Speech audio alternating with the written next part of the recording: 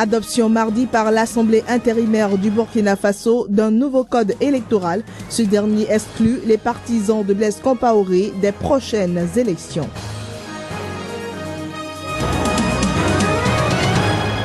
Expérimentation en Afrique du Sud d'un nouvel antibiotique contre la tuberculose multirésistante.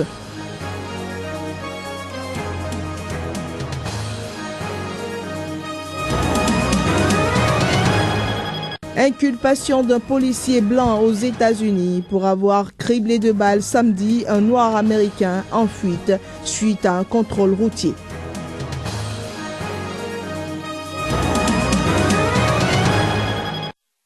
Bienvenue à toutes et à tous dans cette nouvelle séquence des informations sur Sika.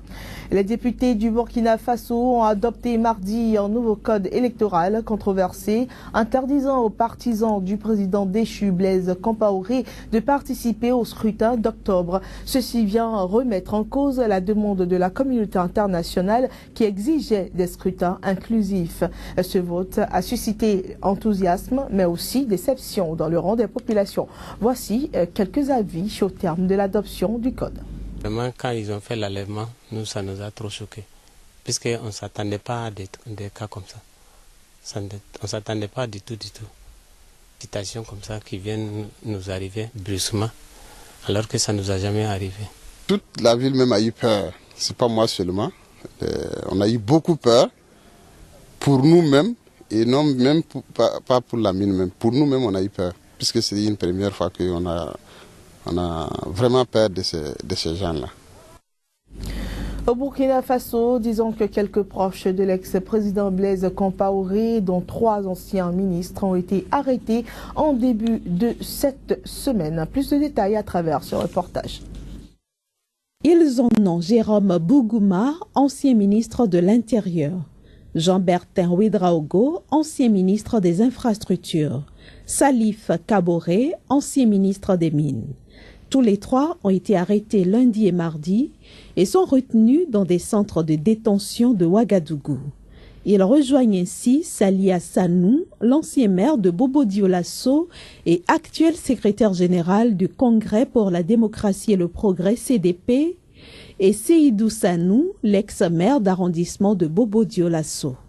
Il serait soupçonné par la police de vouloir préparer à partir de cette ville une insurrection à propos du vote du projet de code électoral prévu mardi après-midi au Conseil national de transition.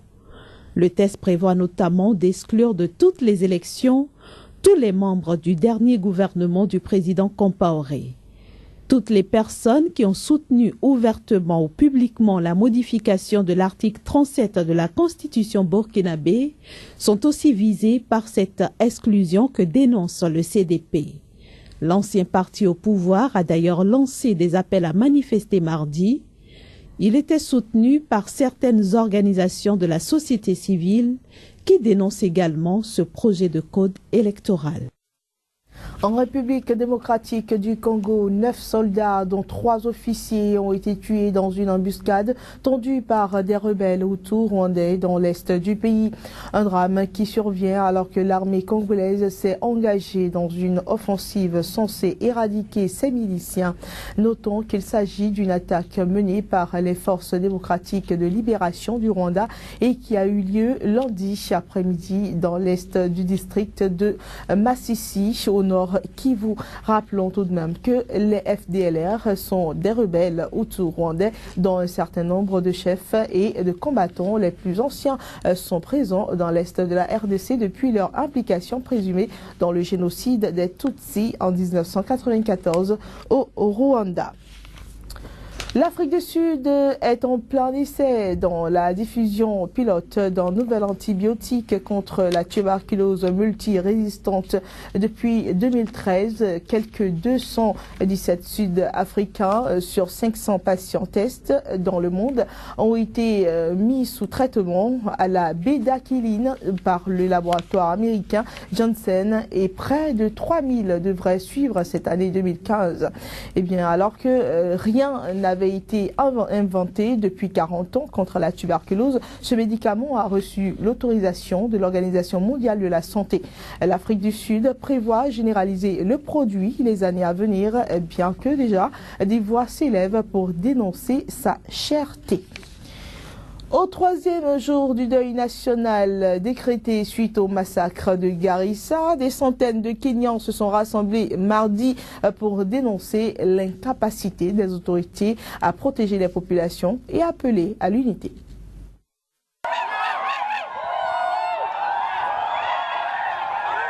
À Garissa, théâtre du massacre qui a fait 148 morts, dont 142 étudiants et 6 membres des forces de sécurité, environ 500 personnes, musulmans et chrétiens, ont manifesté pour dénoncer cette attaque qu'elles estiment injustifiable et intolérable.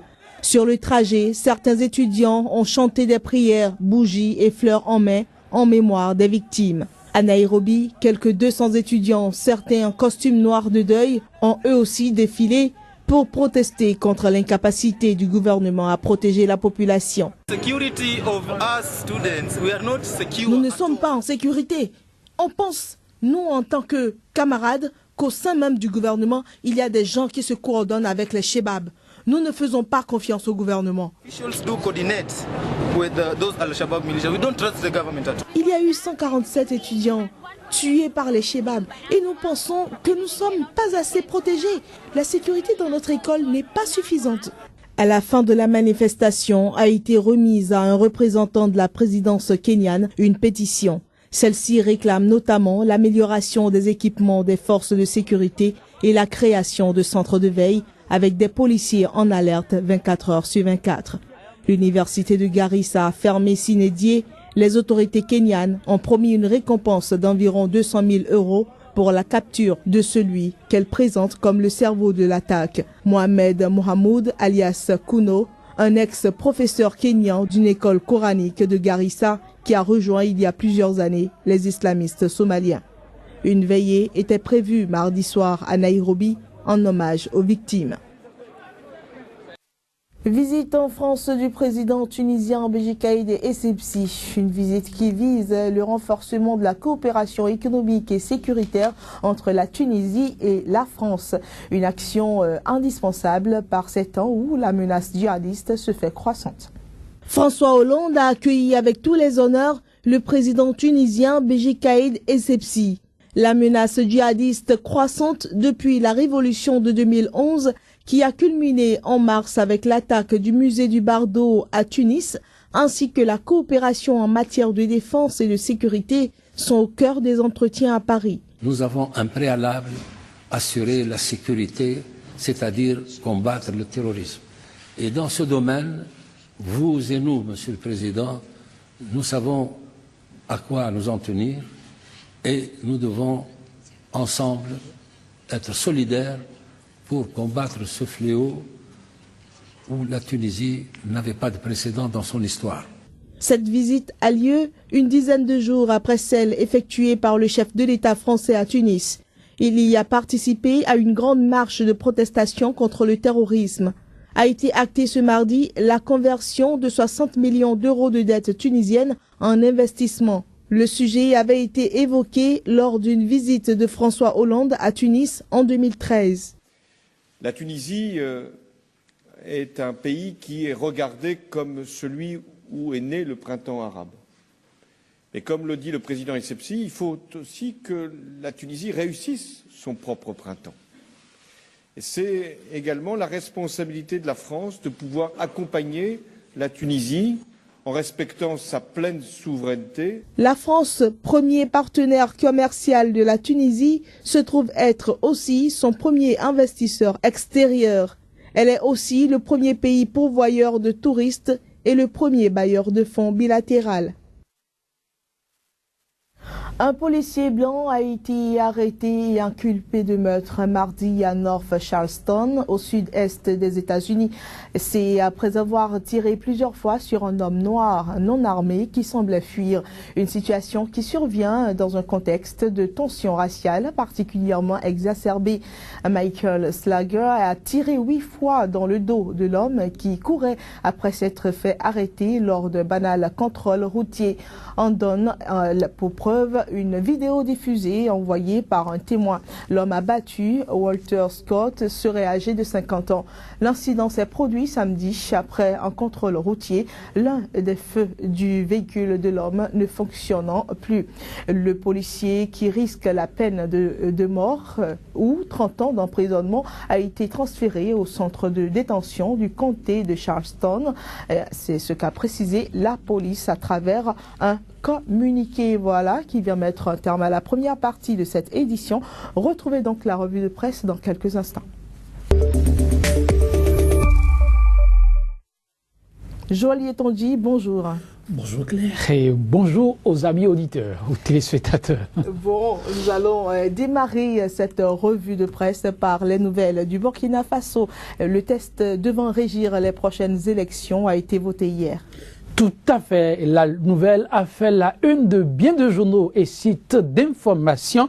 Le Faso spécifie présidentielle, législative et municipale. Le Burkina Faso se dote d'un nouveau code. L'observateur Palga précise, c'est à une majorité écrasante, 75 voix pour, 10 contre et 5 abstentions que le nouveau code électoral a été voté. Photo à l'appui, le quotidien placade à sa une. La loi enfin votée, mais à l'issue d'une chaude journée au CNT. Le matin pointe l'essentiel à retenir, les pro-comparés interdits de participer au scrutin d'octobre. L'Express du Faso revient sur l'arrestation des pro-Gbagbo en début de semaine et donne à lire le point complet des personnes interpellées ou auditionnées. Et justement, parlant de la Côte d'Ivoire, la vice-présidente du FPI arrêtée au terme d'un mouvement de protestation, eh bien, son procès devait avoir lieu hier, mais on ne l'a pas eu. Oui, les militants se sont mobilisés, mais le procès n'a pas eu lieu. Que s'est-il passé? Connexion qui a suivi de bout en bout la situation, rapporte Connexion ivoirienne. Le procureur a dû renvoyer la vice-présidente du FPI à la préfecture de police pour faiblesse du dossier. Le temps revient sur cette journée. Parti soutenir Marie-Odette et ses co-détenus hier, des militants du FPI bastonnés à sang, plusieurs blessés, 5 militants arrêtés. Marie-Odette et ses co-détenus, eux, ont été ramenés à la préfecture de police. LG Info parle de manifestations pacifiques du FPI hier, des militants battus, arrêtés et déférés. Et au Bénin, l'appel du COSLEPI pour le financement des opérations des cartes d'électeurs n'est pas tombé dans les oreilles de sourds. Oui, c'est le moins qu'on puisse dire avec ce titre à la une de la Nouvelle Tribune qui évoque financement élection, un nouveau décaissement de 600 millions au profit de COSLEPI. Le matinal nuance sur les 3 milliards réclamés pour la confection des cartes d'électeurs. Le gouvernement décaisse 600 millions au COSLEPI. La Nation précise financement du processus électoral. Le gouvernement débloque plus de 611 millions, mais le COSLEPI est insatisfait. Nous allons finir avec le Rwanda à présent. L'attente a été longue, mais finalement la France a réagi pour déclassifier ces documents par rapport au génocide qui a eu lieu en 1994. Tout à fait. Et Jeune Afrique y a consacré tout un dossier et titre « La présidence française annonce la déclassification de ces documents ». Aujourd'hui, au Faso revient sur la nouvelle déclassification du dossier rwandais, si ça peut accélérer le dégel avec la France. Africom rappelle que le Rwanda commémore hier le 21e anniversaire du génocide et c'était le cadeau que la France a dû offrir au peuple rwandais. Face aux îles, France-Rwanda, que toute la lumière soit enfin faite. L'une des nouvelles quand même qui accroche dans votre revue de presse, c'est le Burkina Faso, avec le vote de ce texte qui va régir les prochaines élections. C'est encore une bombe là. Oui, on peut le dire, c'est une bombe, c'est inattendu, mais c'est fait.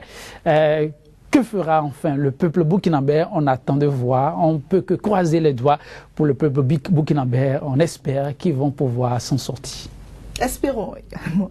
Merci à vous et merci de nous avoir suivis. C'est la fin de cette édition. Très bonne suite des programmes sur Sika.